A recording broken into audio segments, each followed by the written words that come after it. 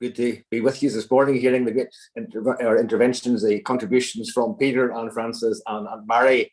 I suppose when I was teaching for 23 years, mainly in Belfast, one of my favourite quotations I threw out to teenagers was, "It's always better to be unhappy with the right questions than happy with the wrong answers." As we know from the Gospel of St. John, the truth will set you free, but we know that truth is always uncomfortable. Somebody said Jesus comforted the afflicted, but he also afflicted the comfortable. So the title of our conference today, I think, is a core, real, right question worth asking in every generation. And it's good if we're uncomfortable with it. The context in which Catholic education blossomed in Ireland in the 19th and 20th centuries have changed.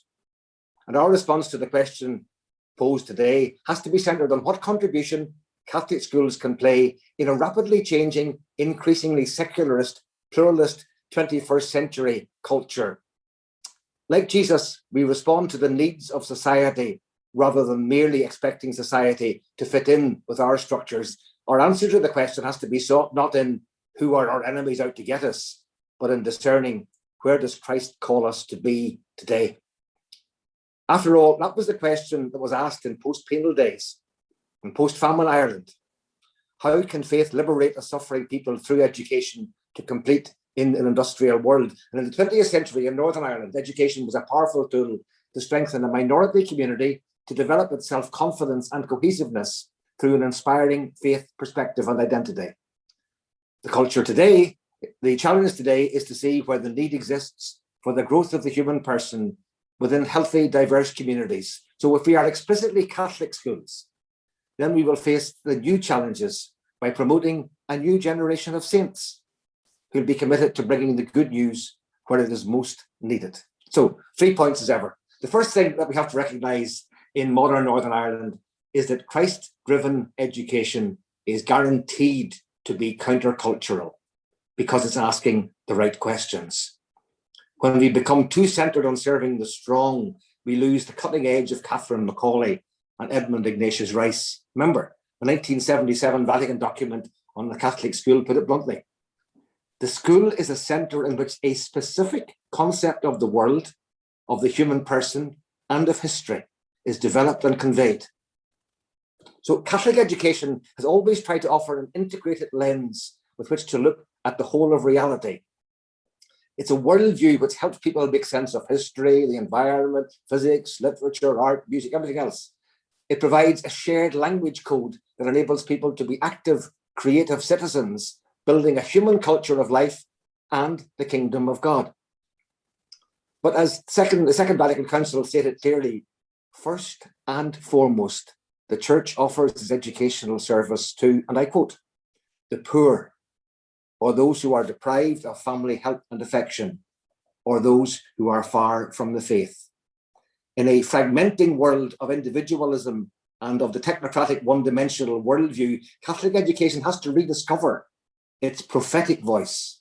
Simply outperforming other sectors in exam league tables is very gratifying and a sign of how effective a community-based education system is. But as Pope Francis wrote some 16 years ago, if in our schools we do not develop a different way of being human, a different culture, a different society, we are wasting our time. So Catholic schools, I believe, are worth keeping if they actively critique the dominant cultures and keep asking the awkward questions. If we're just schools for ethnic Catholics with a bit of religious candy floss and religious-themed entertainment, we're sectarian and divisive, and we no longer serve the gospel message of transforming the world through grace. My second point then follows on from this, quoting Karl Marx, not Groucho. Marx is often quoted as saying that the ideology of any society is the ideology of the ruling class. The language of faith in this country was for many centuries the dominant ideology, and a new ideology now dominates. That ideology is summed up in phrases like, I'm worth it. Life's too short to say no. Let's feel good. Obey your thirst. I'm struggling not to laugh out loud. So God hasn't vanished. It's just that in this culture, the desires of the adult risk becoming divinized, never to be questioned, because you might hurt my infallible feelings. This market-driven dogma is at least as intolerant of any heretics as faith ever was. We know people have lost their jobs because they have not accepted the new commandments or knelt before the new gods. Many of those who criticize Catholic schools for brainwashing children are now the first in line to insist that all schools must teach the new allegedly objective scientific worldview and that no other way of looking at human relationships should be allowed. The high priests of the new secular religion must be obeyed. Their belief leaves no room for the blatant evidence that where the groin becomes God, individuals and human dignity are the first victims.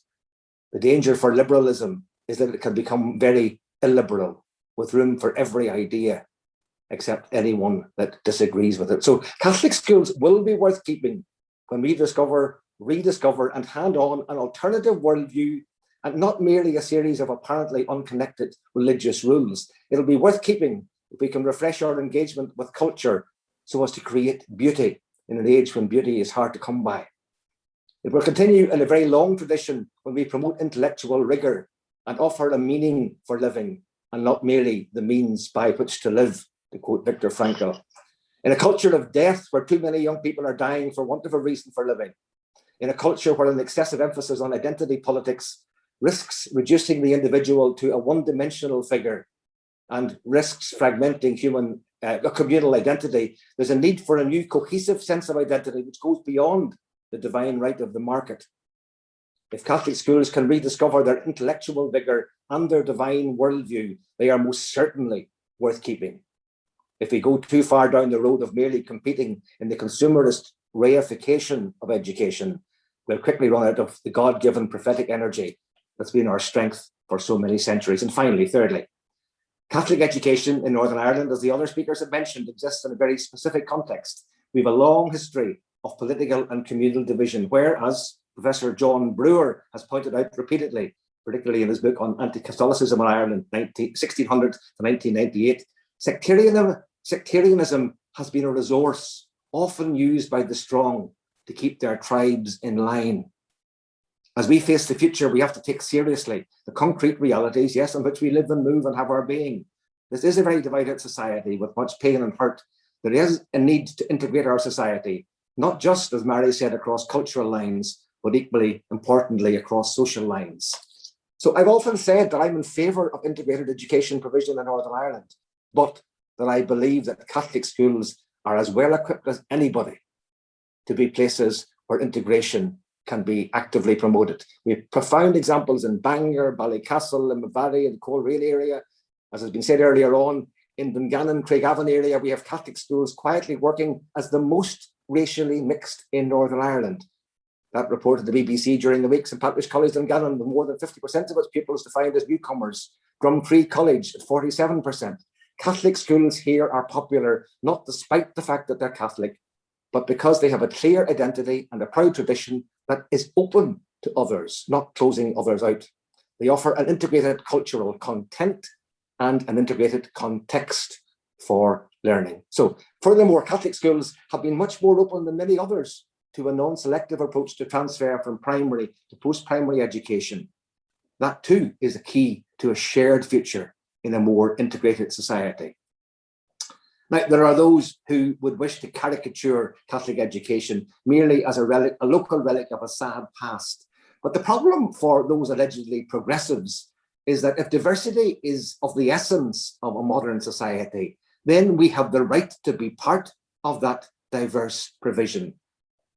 I'm very sad to say I'd have to struggle to find any local political representatives who are prepared to say that in a diverse society, Catholic education has a right to be present in 21st century Northern Ireland. Indeed, there's a major drive on to remove from Catholic schools any right even to ask prospective employees whether they have an understanding of and a commitment to the distinct identity of a Catholic school.